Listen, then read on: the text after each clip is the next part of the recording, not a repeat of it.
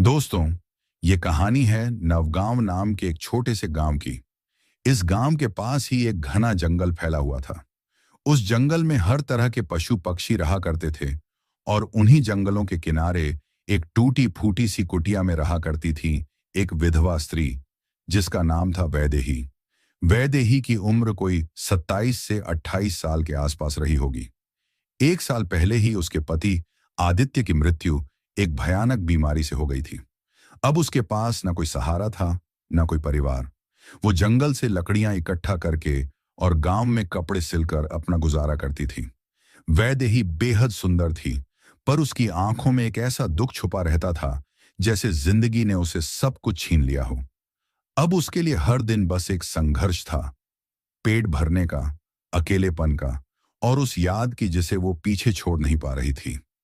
एक दिन जब वैदेही जंगल में लकड़ियां इकट्ठा कर रही थीं, तभी पास के एक पुराने पीपल के पेड़ से एक बड़ा सा बंदर नीचे उतरा और चुपचाप आकर उसके सामने बैठ गया। पहले तो वैदेही डर गई। एक पल को उसके हाथ की टोकरी छूटने वाली थी, पर बंदर ने ना तो कोई हरकत की, ना दहाड़ा। बस वो बैठा रहा, शांति से उसकी तरफ देखते हुए। वैदेही ने धीरे से कहा, तू तू कौन है? क्या चाहता है?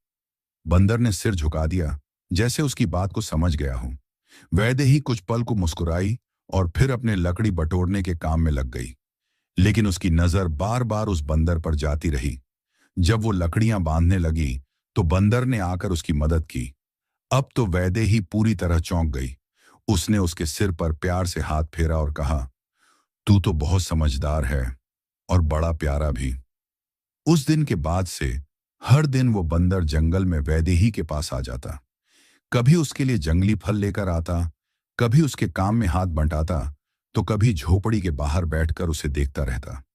धीरे धीरे वैदेही की जिंदगी में एक रंग लौटने लगा। उसके होठों पर मुस्कान आने लगी।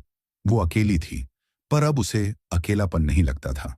वो बंदर अब सिर्फ एक जानवर नहीं रहा था, वो उसका साथी बन चुका था। जब वैदेही दुखी होती तो बंदर चुपचाप आकर उसके पास बैठ जाता।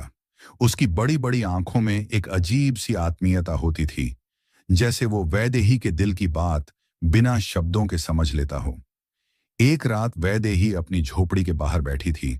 आसमान में चांदनी थी, हवा में एक अजीब सी ठंडक, और सामने पेड़ की डाल पर वो बंदर बैठा था।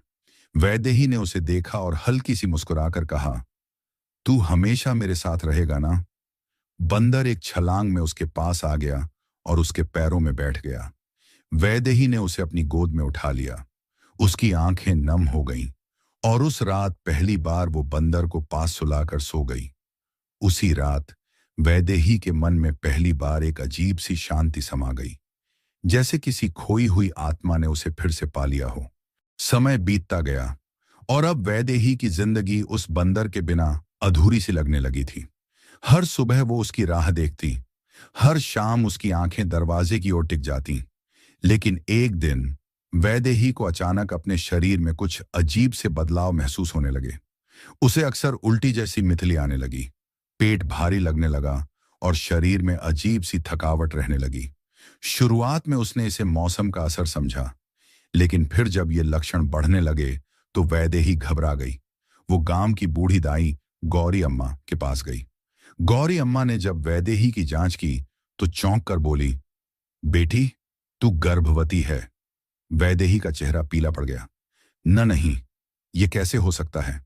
मेरा तो कोई पति नहीं है, कोई भी नहीं। वैदेही बड़बड़ाने लगी।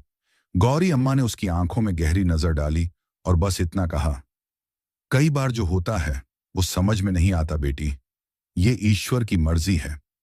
वैदेही वहां से निकलकर लौटने लगी, लेकिन उसका मन अंदर से टूट चुका था।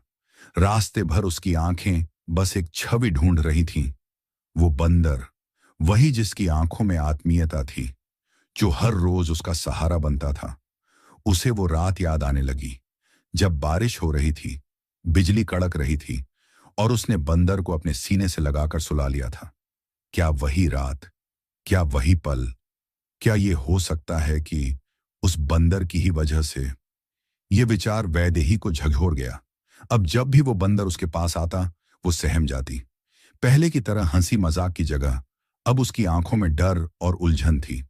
बंदर तो पहले जैसा ही व्यवहार करता रहा, कभी फल लाकर देना, कभी लकड़ी उठाने में मदद करना।